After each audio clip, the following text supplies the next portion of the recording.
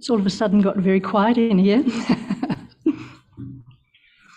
Welcome everyone to Craniofacial Australia's Thank You event. Before we get started, I wish to acknowledge that we are meeting on the traditional country of the Kaurna people of the Adelaide Plains, and we pay respect to elders past and present.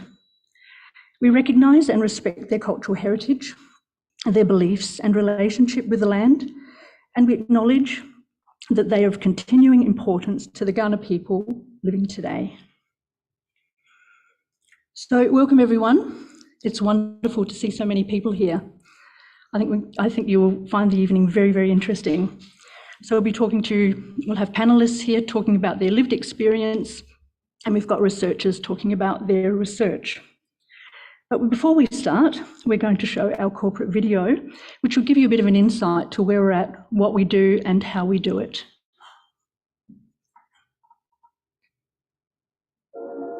So the first time that I actually realized that I was different, I think I was about 5 or 6. My mom told me that I came back from kindy, and I sort of came back and I just, put my bag away and I went to the mirror to look.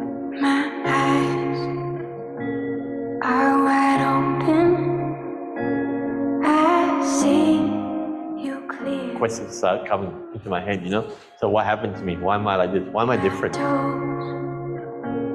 Touch the same floor. Our world has been established in 1984, Craniofacial Australia is a not-for-profit charitable foundation that was founded by South Australian of the Decade, Professor David AC. Probably the best example that I can think of, a little boy who had a facial deformity. And he was in a village in a developing country. They didn't know what to do with him. And so he was tied up outside while everybody else went about their daily work. He had no language. He just used to grunt and make noises. Some people came upon him, and so they managed to bring him to Australia. And that young man underwent a series of the most complicated medical interventions and support, and ultimately he has a full and prosperous life.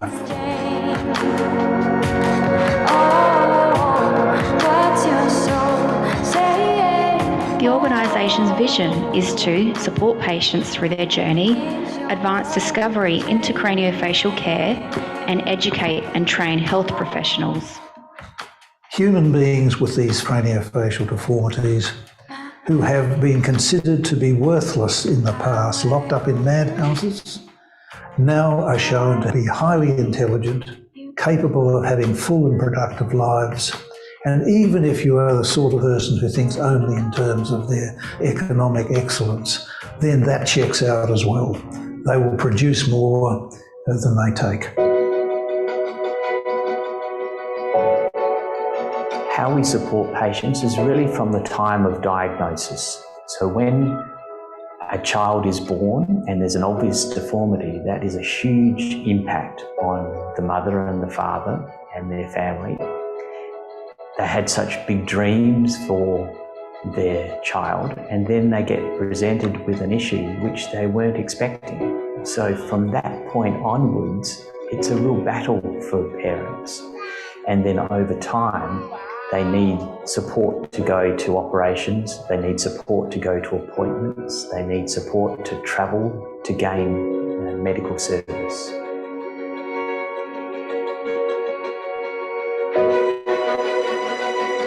The suture in Harvey's skull was fused too early, and that means that there's no room for the brain to grow.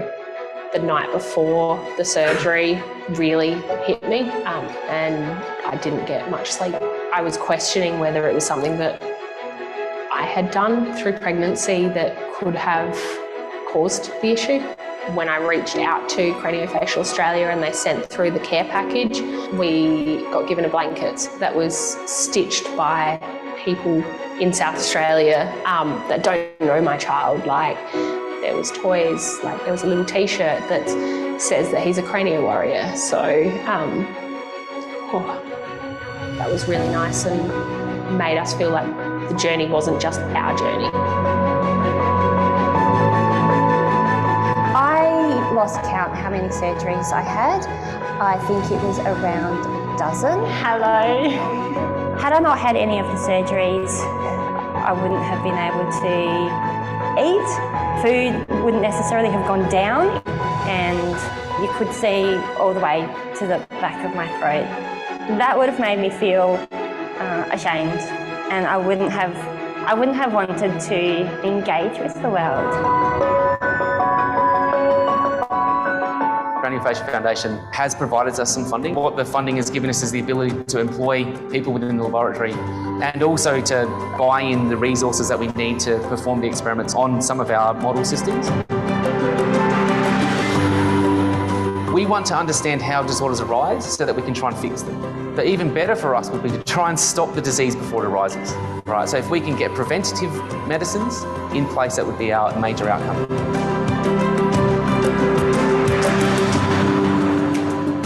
In relation to children with craniofacial conditions, my research is about understanding how they're doing with their emotional well-being, and then of course working out what we should be doing to help people who have difficulties in those areas.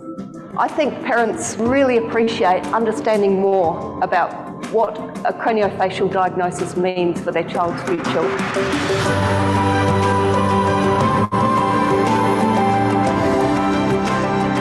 Children with craniosynostosis could have various mutations. What this causes is an overgrowth of bone in the plates in the cranium.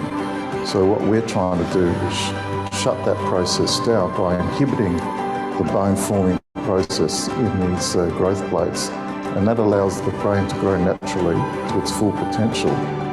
It's been quite exciting actually. The money that we've got from the Craniofacial Foundation and also from the NHMRC has allowed us to progress in this field, and we've been able to actually inhibit the fusion of the sutures. The research that we're doing is leading the field in this area, and hopefully we can either reduce the types of surgeries that are being done or eliminate those in the future. Education is really needed in this work because of the very rare nature of the craniofacial deformity. A lot of this work was sorted out in the early 1960s. Professor David spoke of Paul Tessier. Then literally the next level would be Prof David, and he was one of the first to do this work within Australia. Now that knowledge and experience has been handed down, and it's important for us to continue that educational process because the outcomes for patients are much better. We, for example, Zoom teaching to Indonesian surgeons, 215 of them, every week to support them in their education and in their patient management, giving them advice, etc. And those relationships produce wonderful outcomes.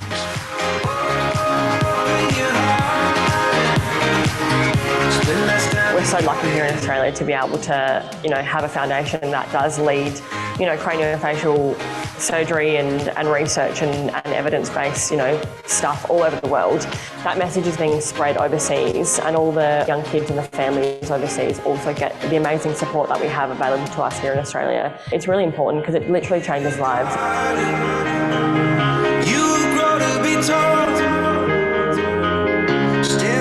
These craniofacial surgeries are life-changing, and the main reason is that you take someone with significant deformity who has lost their confidence or have had people treat them in a different manner, then improving their appearance and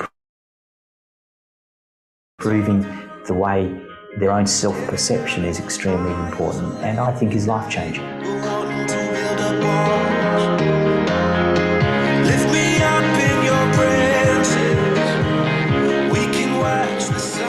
We continue to need public support. This is about a significant effort to make human beings who are afflicted with craniofacial deformity play their full role in our society.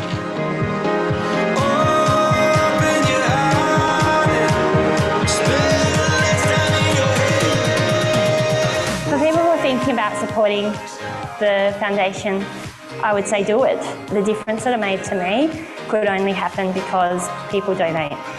And so please do, please support them.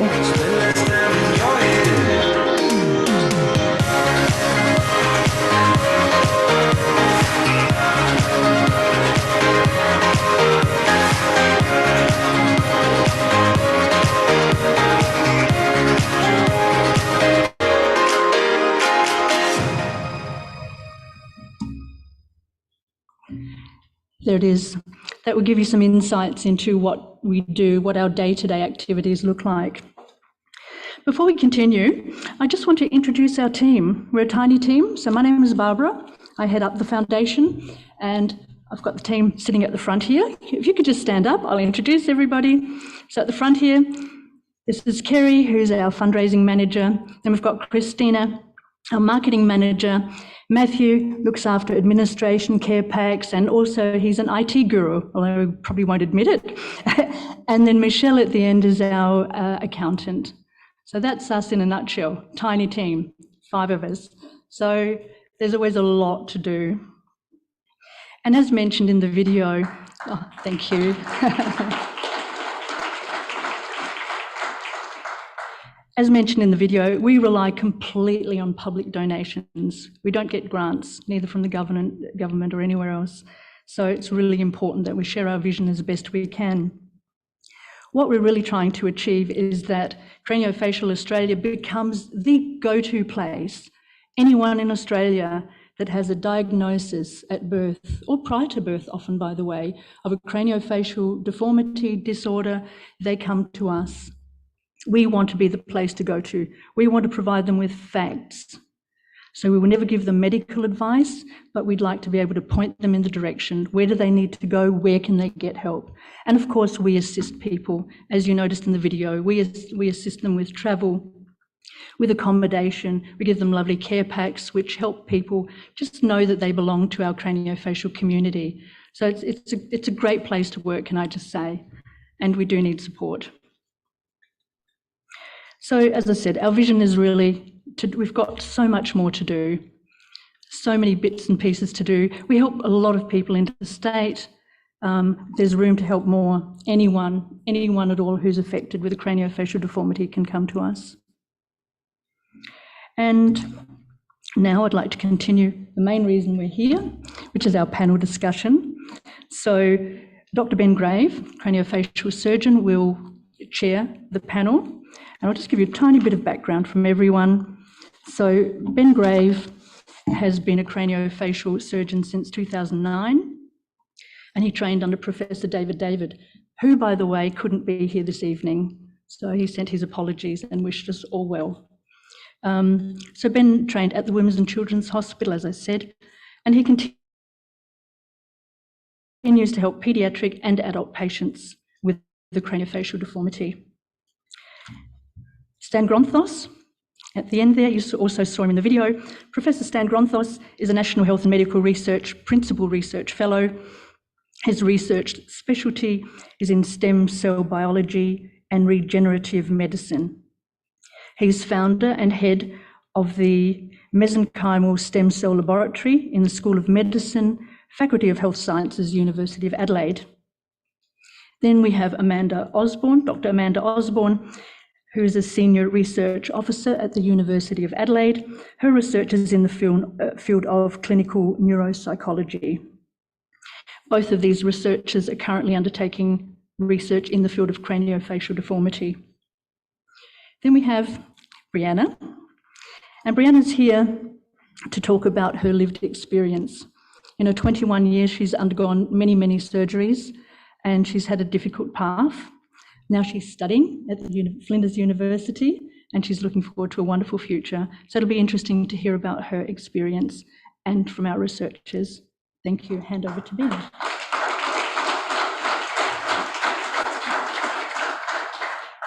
Good evening and welcome tonight. This is a little bit out of our comfort zone, comparing or hosting a panel. But it just gives us an opportunity to meet various arms of Craniofacial Australia, the action part of things. For example, patient support with Brianna, or a person in Brianna's situation, and also the research side of things with Amanda and Stan, And then also just to talk about some of our education, which I've been doing at the Craniofacial Foundation with Indonesia. So I just wanted to start off by having an opportunity first to speak with Brianna, to give her lived experience and also to talk about her challenges that she's had to undertake since her birth and early life, and also now at university. Then also just speak to our researchers to give a summary of their stage in which they're at with their projects and what benefit it gives patients and what outcomes they're looking for. And then finally open it up to everyone in the audience just to ask us questions as we go along, because there's many people who have supported Craniofacial Australia for many, many years and know of the fantastic work of Professor David since the early 70s. And that is an opportunity to meet our researchers and also to visit the labs upstairs afterwards. So firstly, I'd like to just start with Brianna. Brianna, would you be able to tell us a little bit about your journey and your experiences?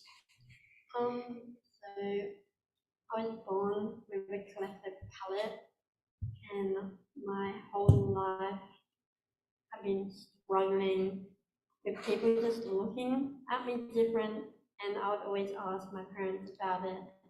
They would say even when I was a little baby, people would constantly be coming up to them, asking what was wrong with me and why I looked a certain way. And a lot of people don't want to seem rude, so in a different way they'll say it differently, like, oh, like even now when I'm at work, because I work at Macca's, people come through and they'll ask where my accent is from. I feel like they're too nervous to say why they sound different. When I was younger, I struggled a lot to find friends, really, because no one would want to be.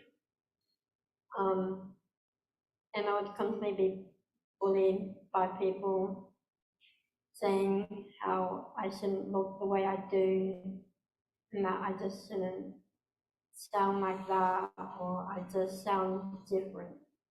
Because no one was expecting one to be different back then.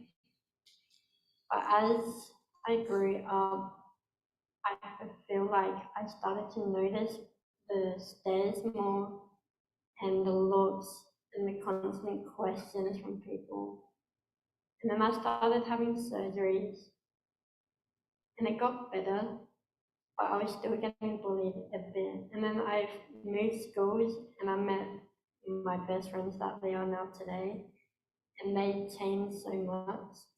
They helped me, they comforted me, and like going into a new school was the most scariest thing I could ever experience, because I was scared because no one at the new school would have known what I'd been through.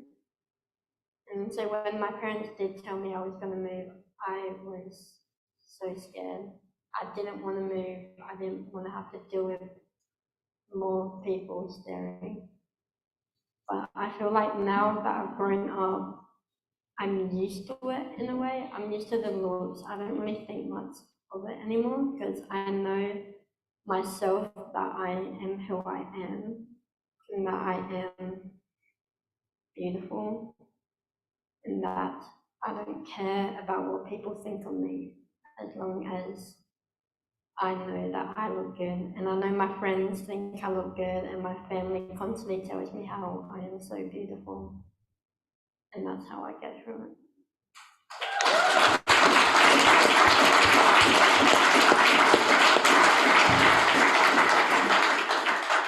Brianna, how many operations have you had over the years? I've had 20 surgeries. Brianna won't mind me sharing, but she had a cleft lip and palate.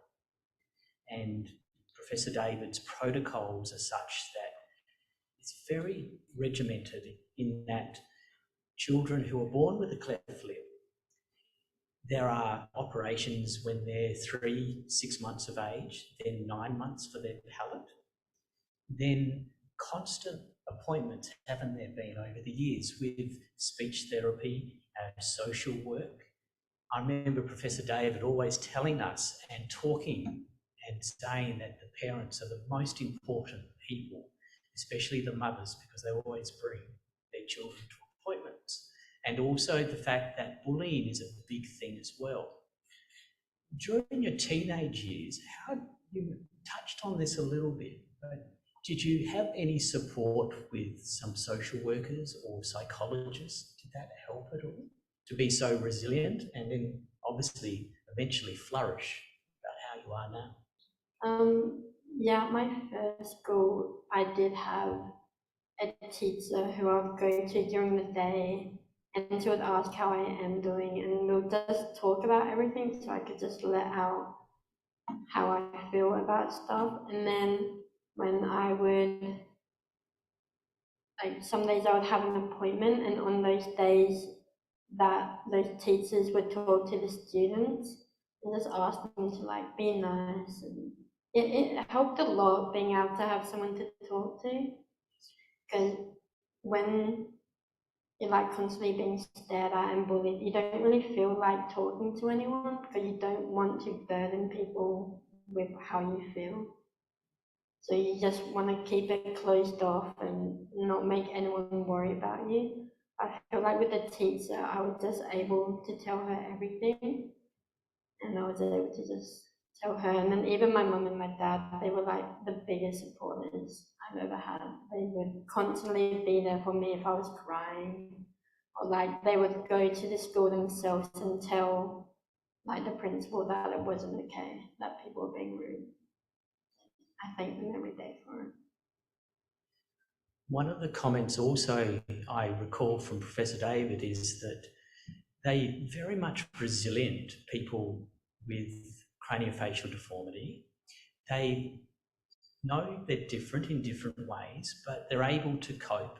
And I think that type of resilience is reinforced with the constant interaction with the boss, who really encourages you over the years and gives parents a lot of guidance, and they trust him, and also they get a chance to have a plan for the future and what stages they need to go to so their children, as we saw in the video, flourish and become positive members, which Brianna certainly is. Now, what are you studying at university now, Brianna? I'm studying marine biology.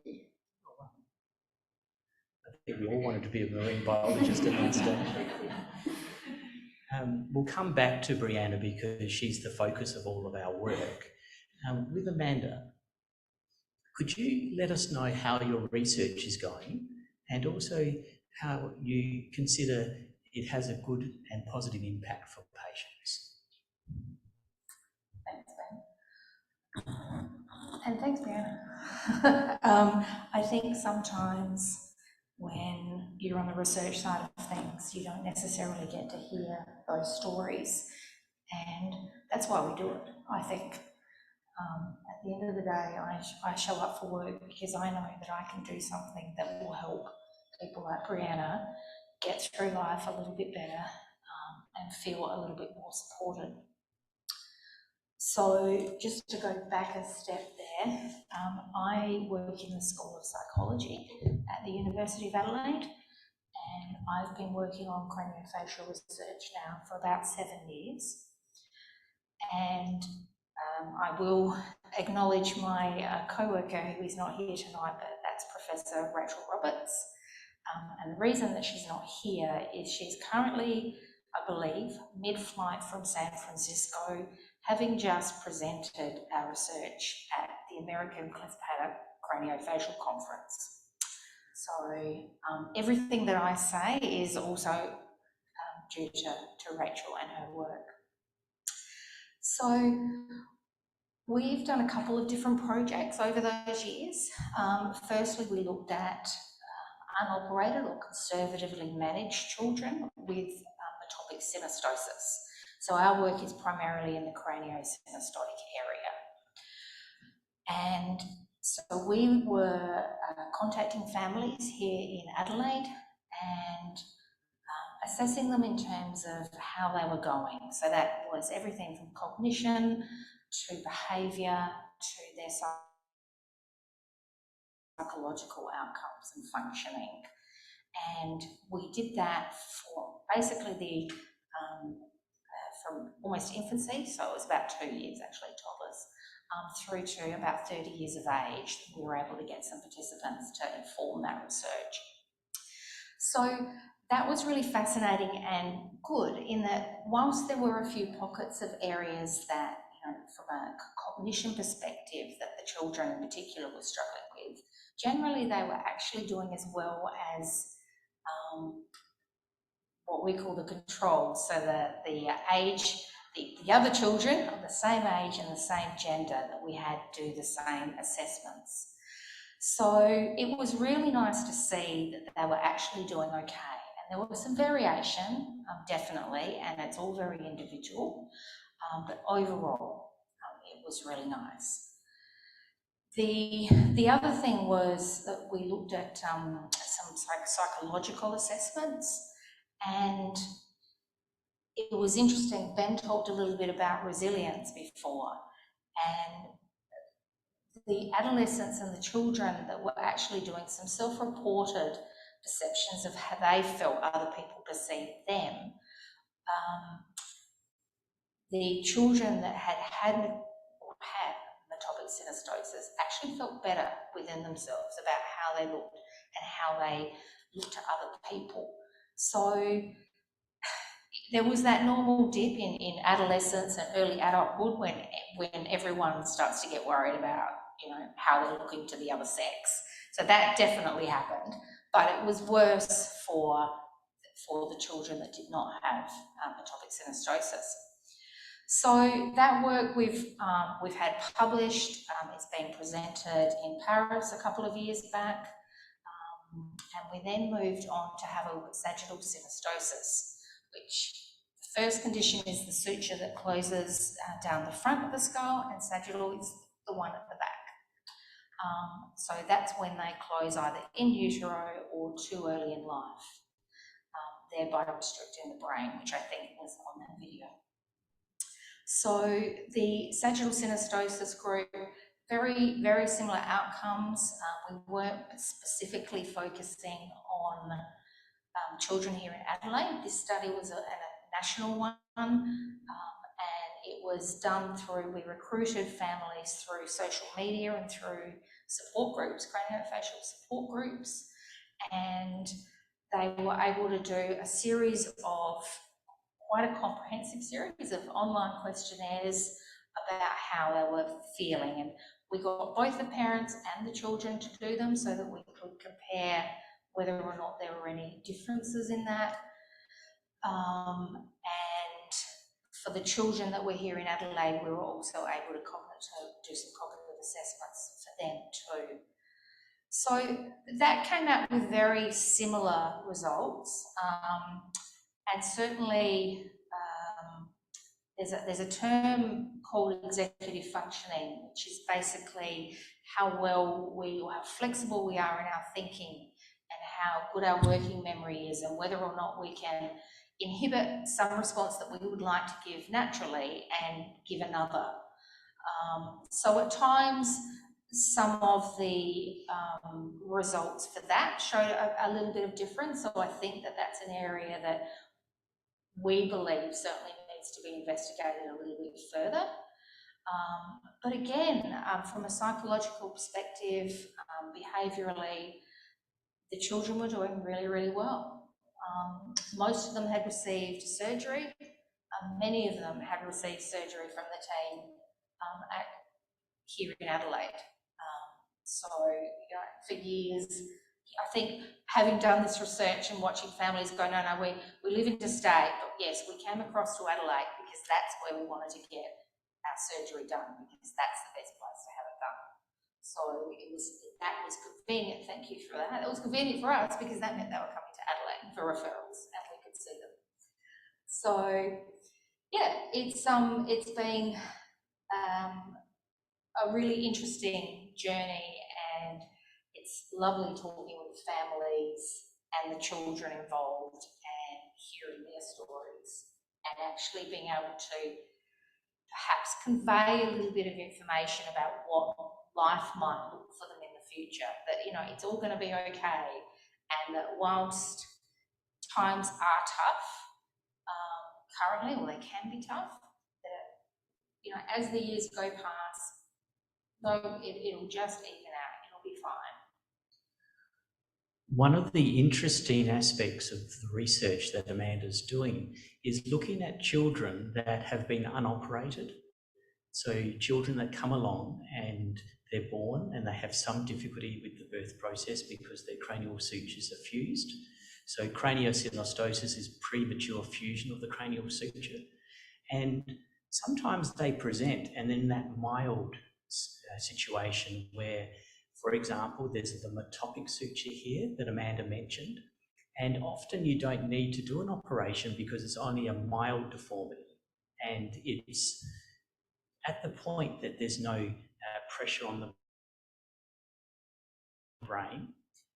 And it's very interesting looking at that, because understanding the natural history of the disease and seeing the outcome and being able to educate, is that right, the parents absolutely. About what to expect, because they are born, and with Brianna's lovely parents, you know, you're born and there's challenges and they want to know how to be able to cope with that. Is that how you've seen, Amanda? Yeah, the uncertainty involved in these conditions, I'll say plural here, is immense. You know, in speaking with parents when they first get the diagnosis, you know, yes, there is some clinical support there, but they just don't understand what's going to come next. They don't understand they've got this beautiful baby, and they don't understand how their development will go. Will they be okay in school? Will they be bullied? You know, all of those really awful things. And it's about education. Actually, listening to Brianna's story, what struck me was when you mentioned that there was a really nice teacher, and that's great, but we should have better systems that allow you to have more formalised support. You know, there should be a way for you to be able to get more structured, you know, during that period when it sounded like it was horrific. So well done on getting through it and sitting here and being articulate and beautiful, as you said. So yeah, no, I think that's what I like, being involved with this organisation. That's what makes me comfortable. Stan, with your area of research, could you describe to us what that is in simple terms, and also the clinical relevance of it as well?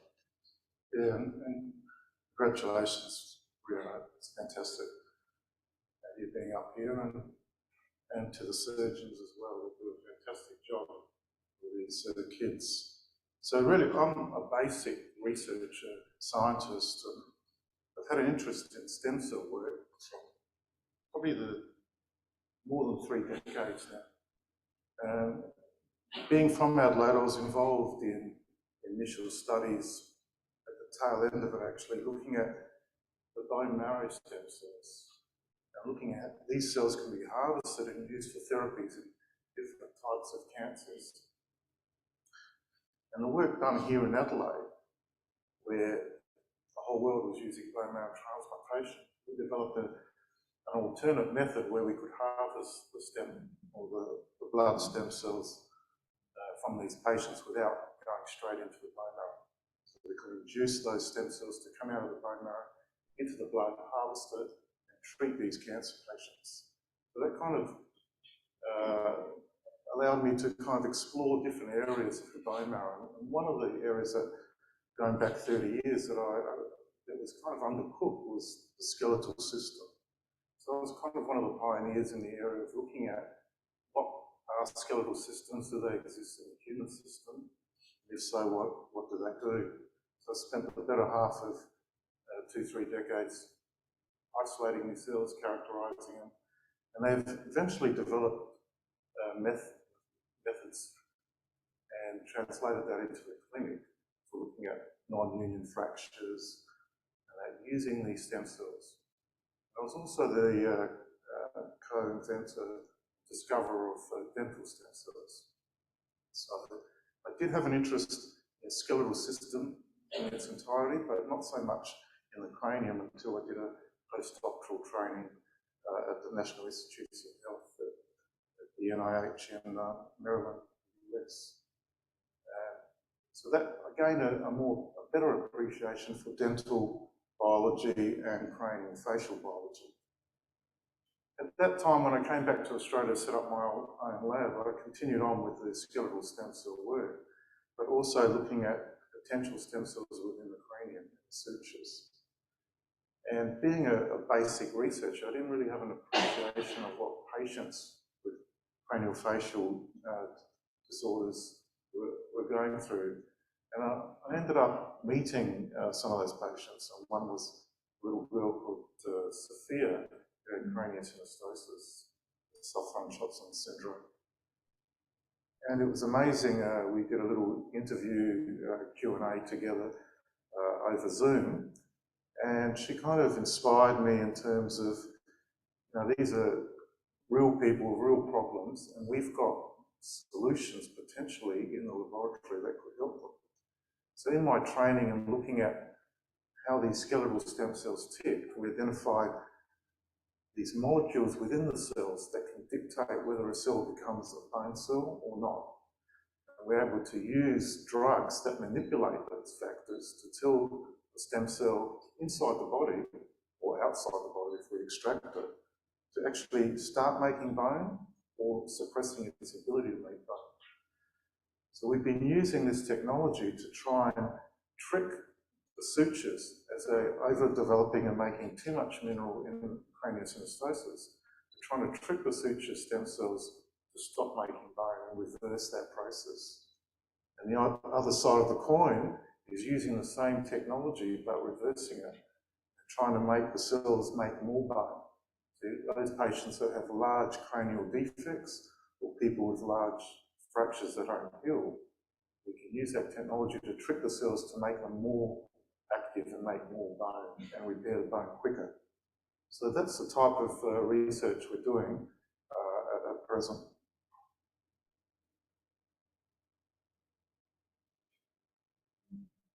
Stan, do you see a direct application of some of the materials that you could put onto humans to stop premature fusion of those sutures? And do you think that would be practical in the years ahead?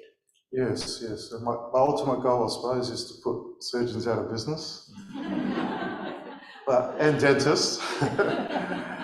But we think that we have the capacity, at least in an animal model with the same disease. So a lot of these craniosynostosis syndromic ones have specific genes which have mutations that cause this issue.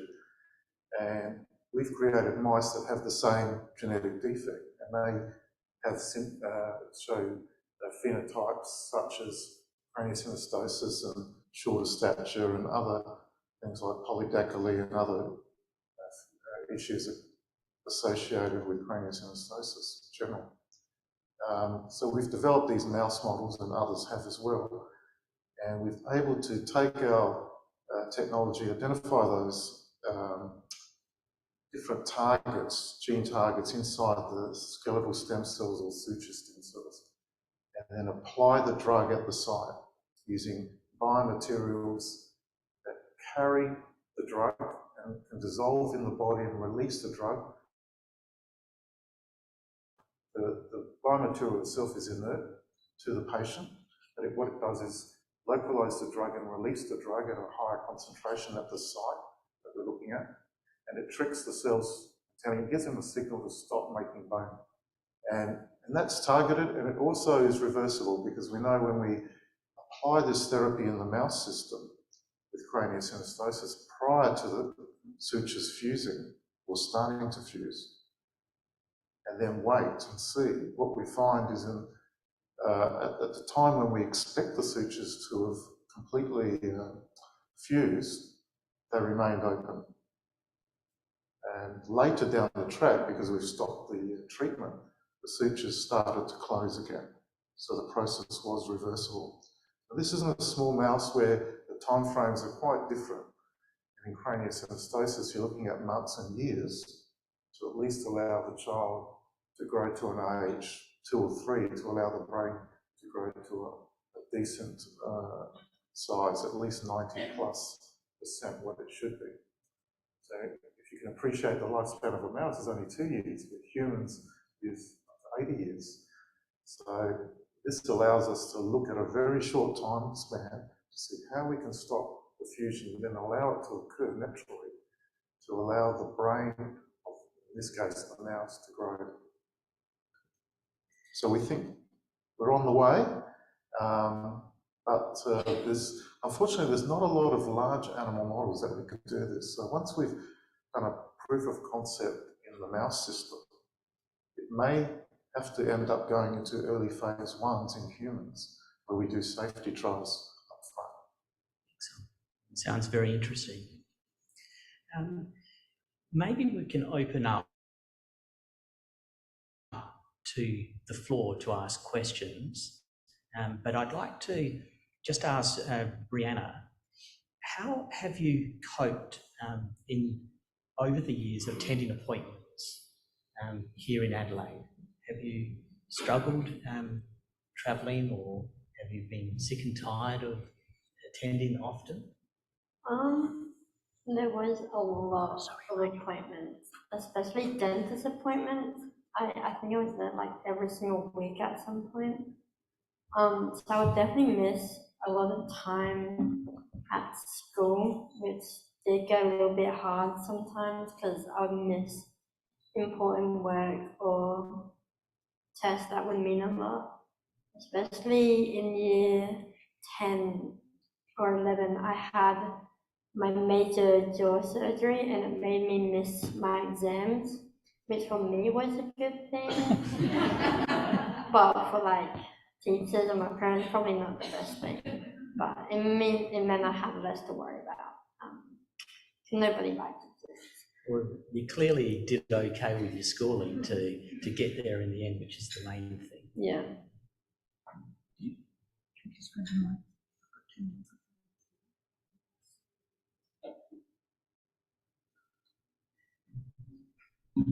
So it's one of the reasons that I got into this work is that, like everyone in South Australia, we knew of the great work with craniofacial, and Professor David's name has been well known.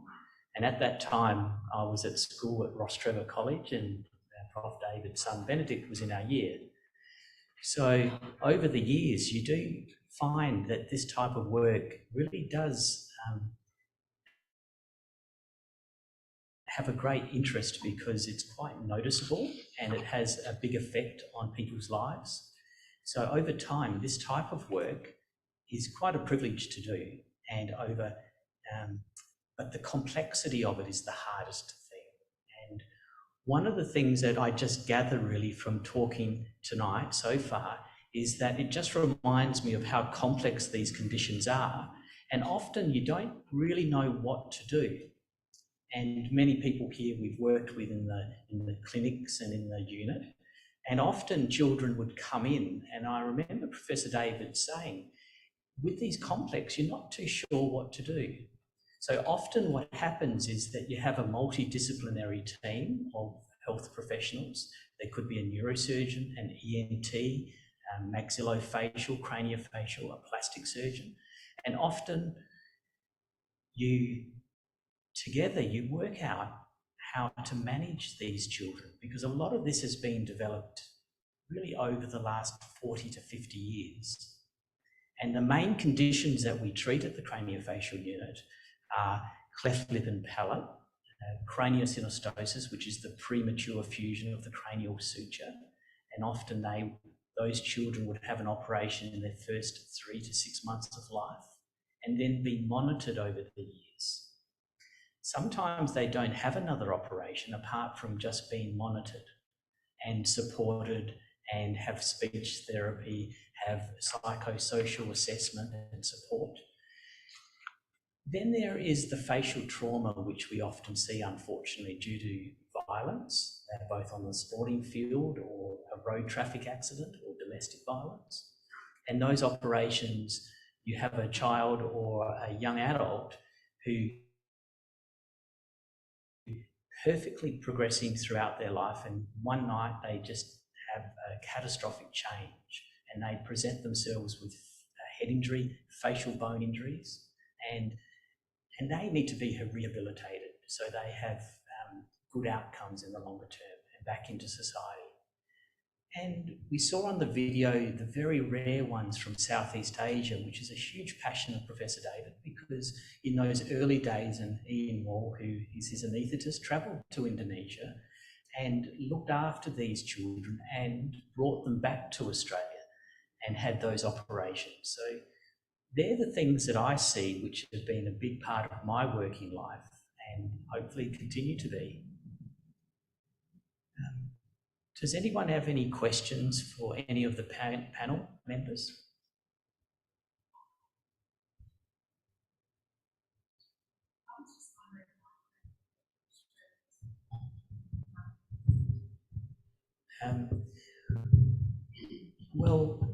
Did everyone hear the question? Oh. The question is, why doesn't Craniofacial have any government funding? We do, because a lot of our work is done within the Children's Hospital and at the Royal Adelaide. And there is a South Australian government funded scheme, which Professor David and the Premier back in the early 70s, Donald Dunstan, had set up. And the South Australian government scheme, and you'll hear this at the history night in 2 weeks with Professor David from the person himself, and that encourages 15 patients from Southeast Asia to come to Adelaide. And that government funded scheme has had a huge impact in that area of work. I've been very fortunate. The foundation has sponsored other surgeons, Walter Flapper and myself, to travel to Indonesia. And in Indonesia, we would follow these children up. And on occasions, the major craniofacial work couldn't really be done in that country. So often Stan spoke about synostosis, craniosynostosis. So there's 2 varieties. And the simple ones are done locally in Indonesia, and the more complex or syndromic type are coming to Australia to have their surgery. And that South Australian government funded scheme is just exceptional. And we hope and we can see that it will continue, which is a good government funded scheme, which makes a huge impact, not only on educating us here in Adelaide to do the more complex work, but also provides a good connection to Southeast Asia, which many of our education and our outreach clinics attend. So it has benefits both for the patient and for us. Any other questions? Thank you. How many surgical units does Craniofacial Australia support other than in Adelaide, across Australia and across Southeast Asia and the Pacific? In Australia, we would support any unit that would reach out to us, because it's up to the unit to identify the patients that need our help. So if they come to us and require our help, we would assist them. In Southeast Asia at the moment, because of COVID, not a lot has happened. We're about to bring someone out from Pakistan. That's going to be quite a big venture on our part. But the units are still being supported. Ben mentioned, or in the video you saw, that we undertake education in Indonesia. So that's every Tuesday night. Professor David and Dr. Grave would sit with these Indonesian surgeons, and we're hoping to expand that in other regions in Southeast Asia as well. Bearing in mind that a lot of those units were established with the assistance of Professor David. So the model on which many units around the world were established was the Australian Craniofacial unit that was set up here in Adelaide. It was the world's best, it really was. So we support anyone that comes to us if we can. There is an application process where patients apply, and often the surgeon's interstate. So there are craniofacial surgeons in Brisbane and in Melbourne and Sydney and Perth that have contacted us at Craniofacial Australia just to provide patient support in travel, making appointments, and supporting them when they're having their surgeries done. I just want to find out, what's the research going towards cleft lip and palate? Is that reasons, for the reasons why that their palates aren't developing? Because in our family situation, it hasn't been genetic. So how did this, how did Brianna have a cleft lip palate for something that I've heard it is genetic? So in this factor, why has this just occurred without being genetic? And why is this a once-off? Yeah, I mean, if we understood the developmental process, it's almost, when you look at it with scientist's eyes, it's almost like a miracle. The way it develops and the way the cells need to communicate to each other during every little step of development, through those early days and then weeks, subsequent weeks, it's mind-boggling how more things don't go wrong. It's just unbelievable. So some things are driven genetically, and other things are driven because some environmental factors may affect the development of that program, which is very ancient. It's evolved over millions of years. So if you ever look at embryos at a very early stage from different species, they virtually look identical until they get to a certain stage. But any environmental factor, together with unknown genetic factors, and some things aren't specifically genetically based, so it doesn't mean that there's a mutation in a specific gene. It could be at the level of what they call epigenetics. It's an overriding system within the cell that controls how genes are switched off and on. And these can be affected by different things, like if your grandfather was a heavy smoker, that would affect how you developed in the womb. If he was a heavy drinker, or your grandmother or something like that. So epigenetics can influence on a generational scale how people develop down the track. So we're only starting to learn now how the environment affects the cells and how these epigenetic factors control the genes, not only due to known genetic mutation, but how these epigenetic factors are modified during development. It's a very complex way, but there are people working on these specific areas, on the skeletal system, on the muscle system.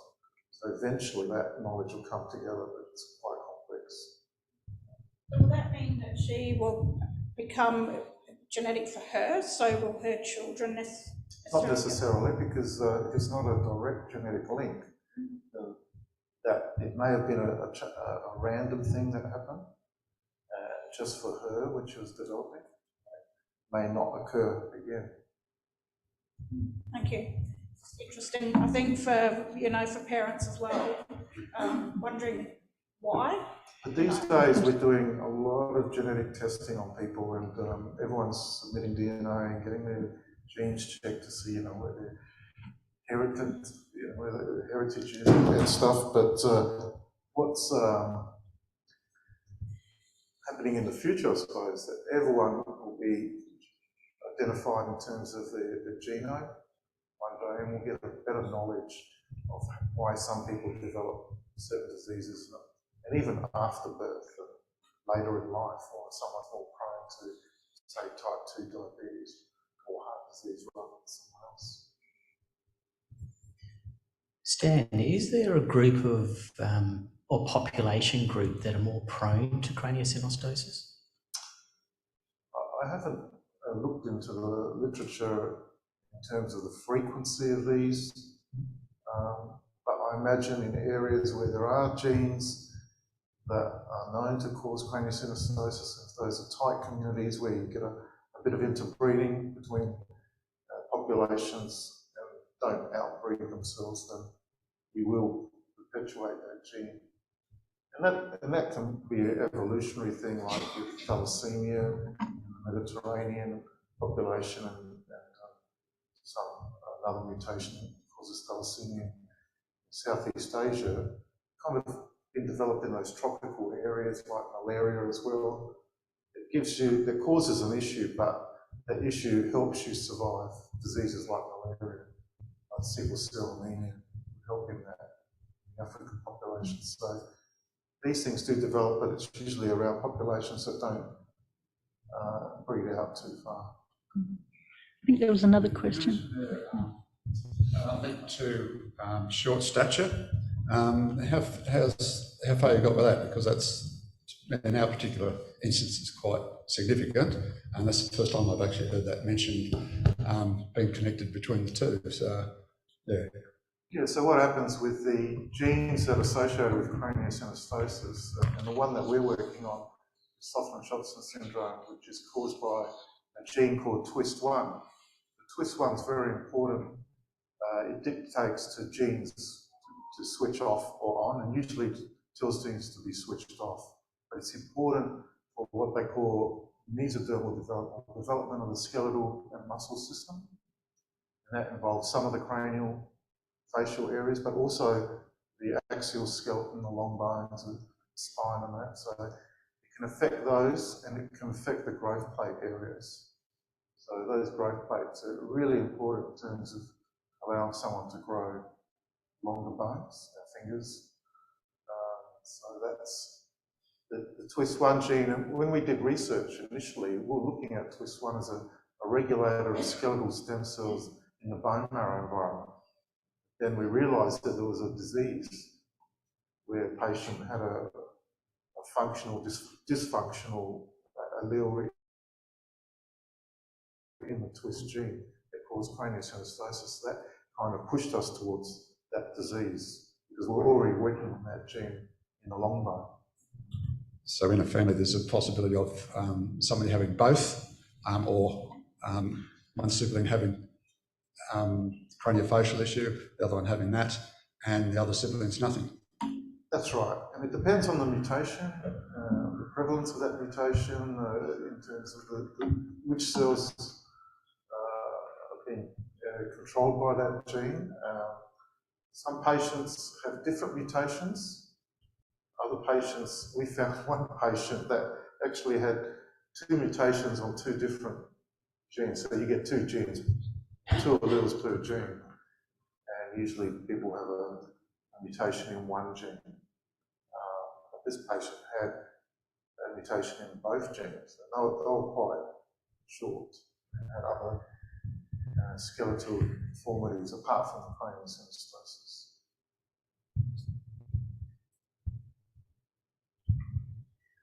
One question that I'd like to ask Amanda, one of the comments that you made was just collecting data, and also one of the comments as well from the floor is there are various units around Australia in which this type of work is done.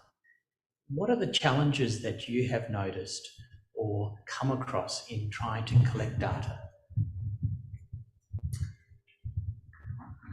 A lot of it comes down to, I think, to communication and the relationship between the various units.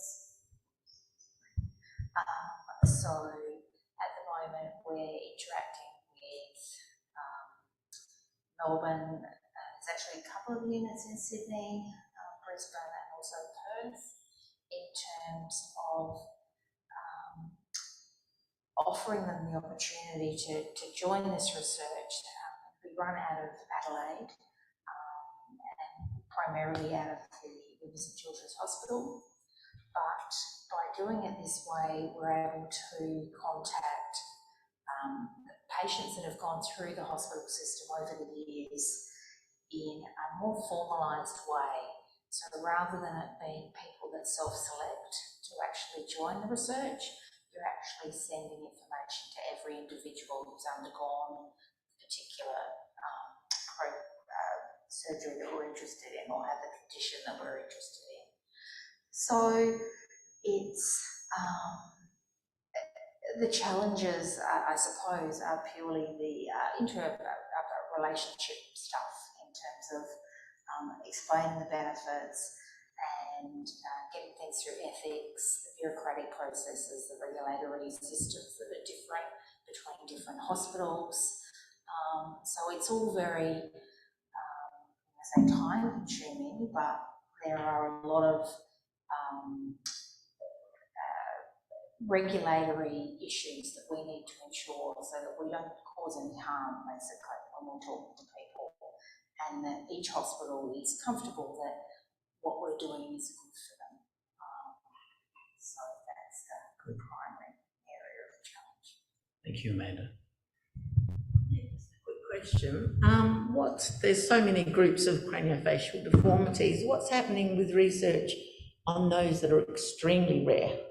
Like my daughter's got Amblyvix-Lefeiffer syndrome, and there's only about 90 in the world. So what sort of research is going towards something like that?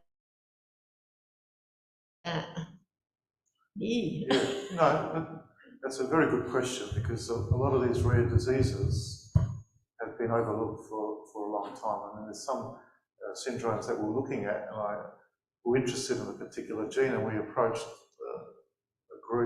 clinical group overseas to see if we can get any patient material. And only knew of 50 patients in the whole world.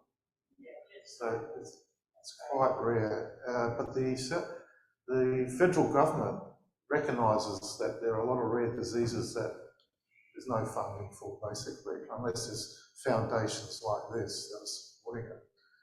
So, you know, they're a blessing, these foundations, because they allow researchers to explore some of these diseases, but also the government, more recent years, has developed this the Medical Research Foundation that has a few rounds where they talk about funding rare diseases. So they don't have to be popular, don't have to be hitting a lot of patients, you know, the significance. I mean, the significance can be translated to one person. That's having a major impact on that person's life. So the government recognises an issue in that. Obviously, there's not enough money to go around, but they are funding rare diseases. But we kind of primarily rely on foundations like this to do this work.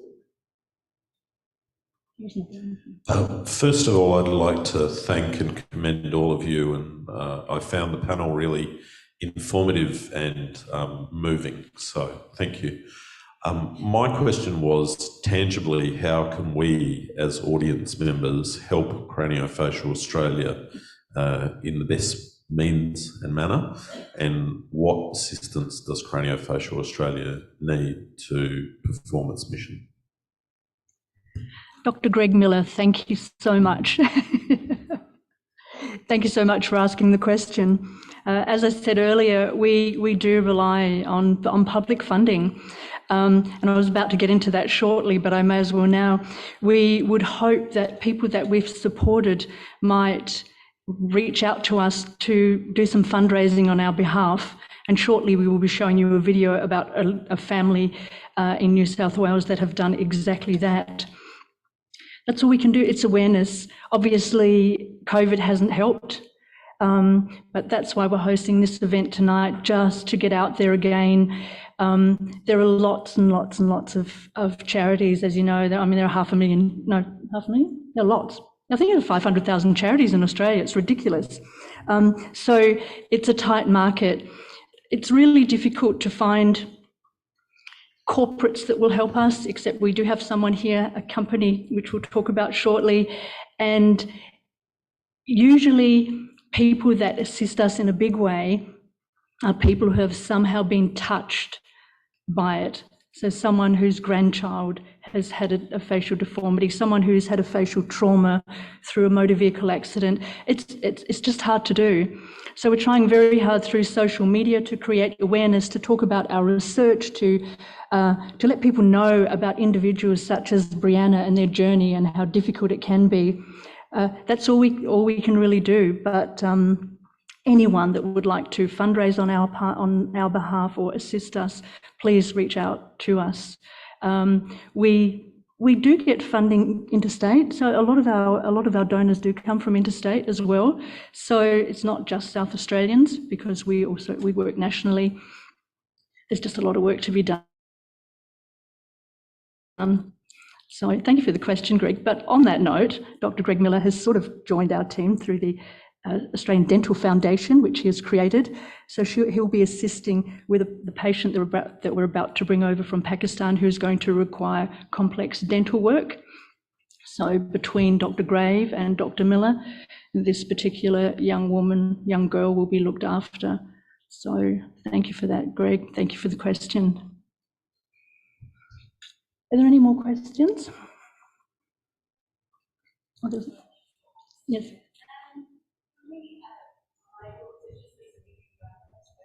Let's just get the microphone. So it's a bit tricky. Yeah. Hello. Well, that's very loud.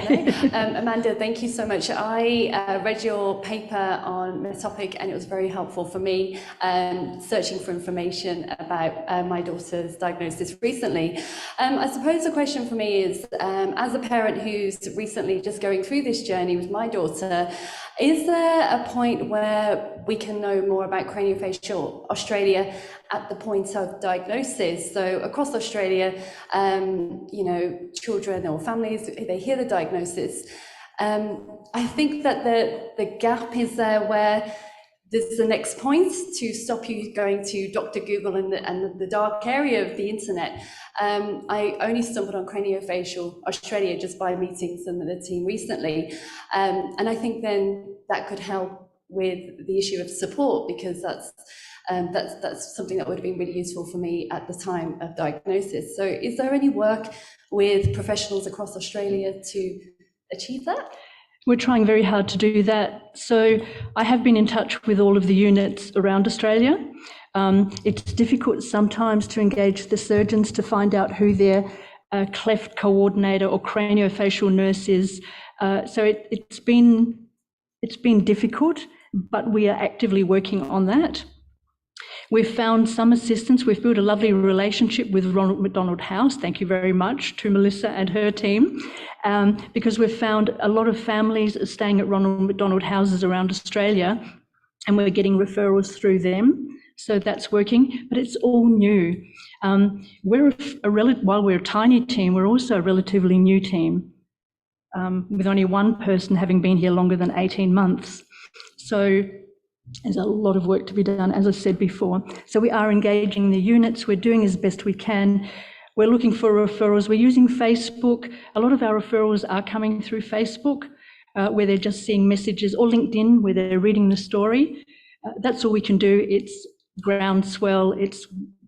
That's all we can do. But we're trying very, very hard to do that. If anyone has got any ideas or contacts anywhere around the country, please let us know. We would love to reach out to them.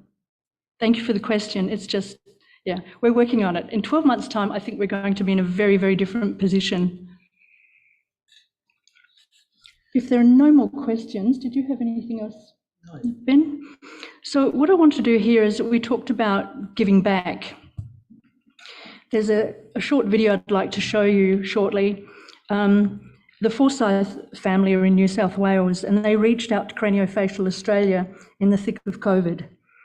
So their little boy Vincent was born with sagittal craniosynostosis, which required cranial vault remodelling shortly after his birth. I mean, I can't even begin to imagine what that's like, to have this tiny person with that issue, and that requires head surgery. I mean, it's so traumatic for the parents. So they flew to Adelaide, because this is where they had to come. This is where they chose to come for Vinny's treatment. And they had to stay here for 5 weeks during COVID. Imagine what that was like for them. They reached out to us, so at least we were able to support this beautiful family, help them get here, help them with their accommodation, help them with food. If anything they needed, they were able to reach out with us. So, and they've decided to give back.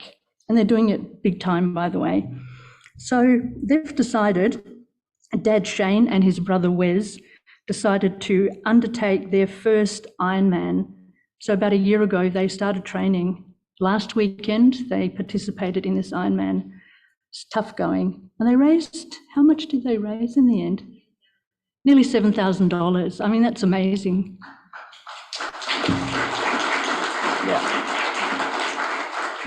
And this is live streamed, so thank you so much to Shane and Wes and their family. We're just going to show a short video with their story.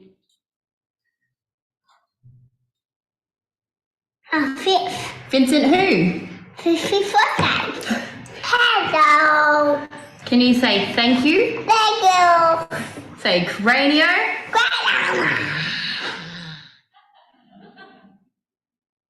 We are the proud parents of little Vincent Forsyth, who is now just shy of 2.5 years old. Our Cranio journey started in January 2021, basically the day Vinny was born. He was born with quite a long skull. I think at 5 weeks old, we went for the ultrasound, and it was confirmed without any other scans. It was fairly obvious. He had the ridge at the back of his skull. We knew from then straight away surgery was going to be our only choice. Everything seemed to be happening very quickly, having a newborn son. And then he had surgery. We hadn't had a newborn in the house for a long time. We have now a 10-year-old and an almost 9-year-old, so we were not fluent in baby. No, definitely. So with Shane's surgery, it was fairly emergent. We didn't have time to wait for the public health system because he was off work for 3 months. 3 months. We were also freshly engaged and planning a wedding. When Shane needed surgery, that took our house deposit and our wedding money and everything else in between. So we weren't really in a great financial position, but we also didn't want to compromise the quality of care and the quality of surgery we wanted to give Vinny. So I was just searching for options and lots of tears and emotions, and we really didn't know. We just didn't know. We had a consult at another hospital in Sydney. They were great, but when we left, I just didn't feel it. I just said, I don't think that's where I want to go, but I want to weigh up some more options first. By this stage, I'd been in touch with other mums from around Australia who were raving about the Adelaide Hospital, the foundation, just how flawless and seamless the whole process was from start to finish. But then that's how I come across Craniofacial Australia. I remember browsing the website and noticing something about financial assistance, which Shane and I are very proud people. We're very reluctant to do it.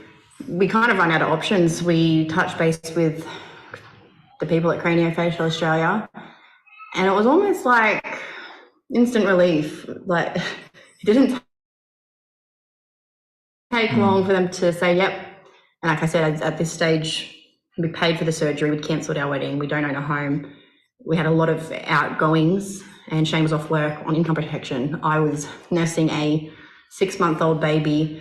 I couldn't go back to work yet. It was just quite a lot. So when we got the email that there was financial assistance, it was a weight off the shoulders. Very much, very much. We were embarrassed to have to ask to do it, but it helped.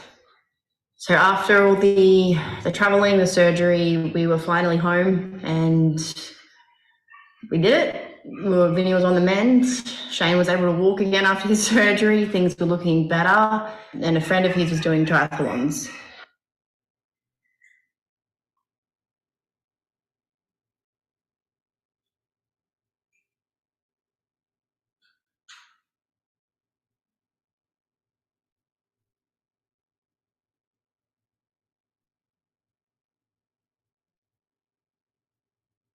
The main reason we wanted to do a fundraiser for the foundation is we know we're not the only family out there facing the same struggles, and if we can give even a little back to help the foundation continue helping other families, and that's a success in itself.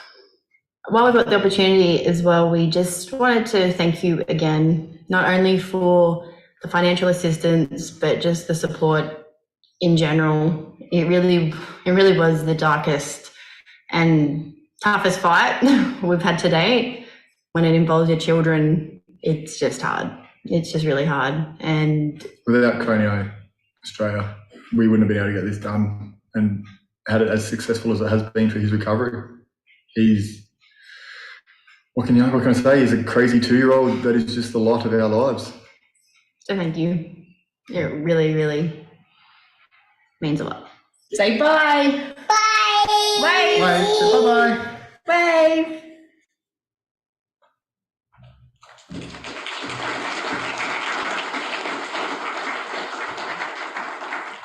So that's what we're looking for. People that are invested and people that understand what a difficult journey it is for these families. Thank you so much to the Forsyth family. And on that note, there are just a couple of other things. You will have received a little bag. We'll get back to you shortly. In your bag, you've got a couple of flyers. So one of them is for the History Festival event that Ben alluded to. So that's in a couple of weeks' time. Is it 2? Yes, 2 weeks' time. Oh my gosh.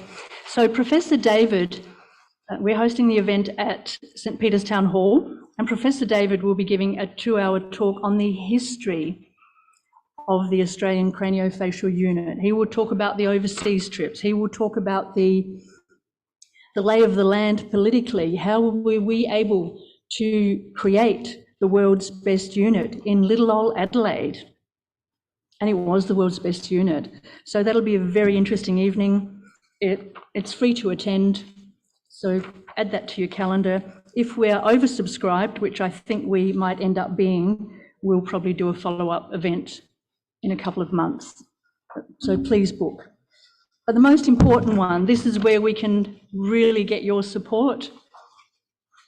This is your invitation. Just note the date for our Winter Wonderland long lunch. So that's at the end of July, and you might have footy on that Sunday lunchtime. I think you need to forget about the footy on that day and come along to our lunch. It'll be at Veal Gardens. It's a really important event for us. Really, really important. We'll have a silent auction, the usual things. Hopefully it'll be a fun afternoon. The food will be great. The company will be amazing. We'd really appreciate your support. If you can get a table along or invite a couple of neighbours, that would be really, really wonderful. It would be greatly appreciated. So put it in your calendar, please. And I just wanted to thank a few people who have come along today. So we've had quite a few supporters. Just let me get my list. We won't get everyone to stand up. There are lots of them. I mentioned earlier that Melissa Monkhouse and her team at Ronald McDonald House are supporting us, and that's how we'll have access to these families if we're not getting those referrals directly from the hospitals. So that's where we've started, and it's gaining momentum nationally. So that's fantastic.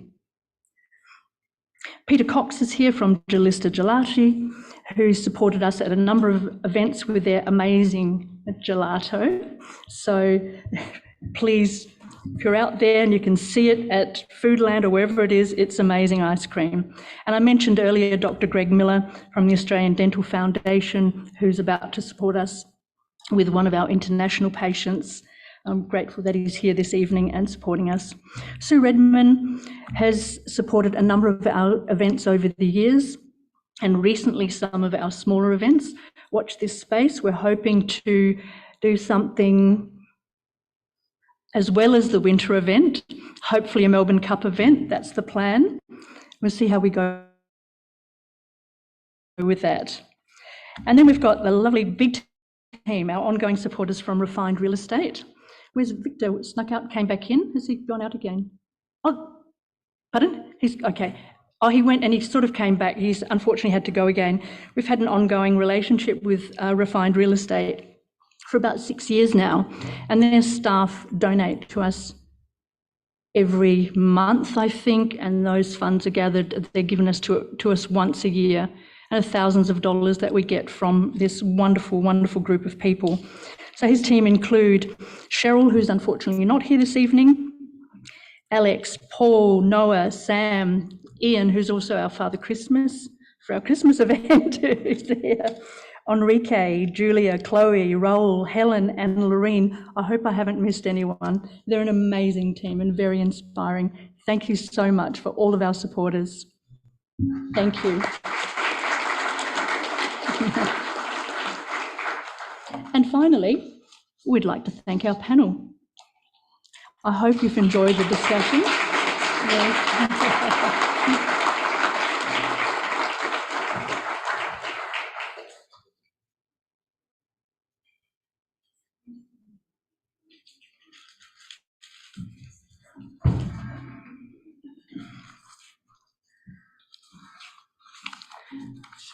I can't believe it, we are right on time. Who would have thought? I wasn't expecting it.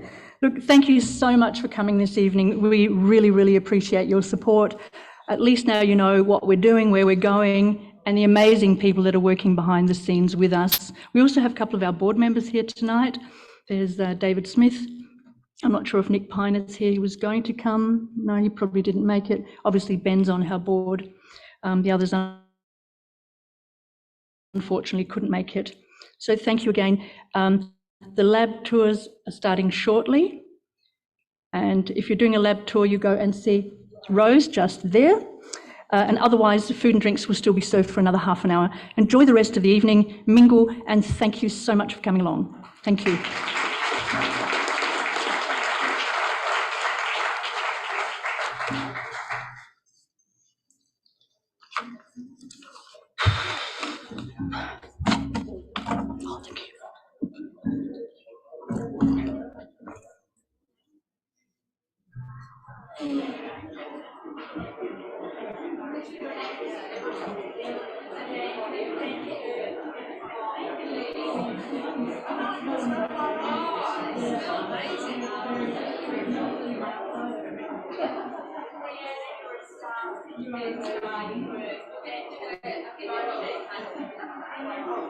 Thank you.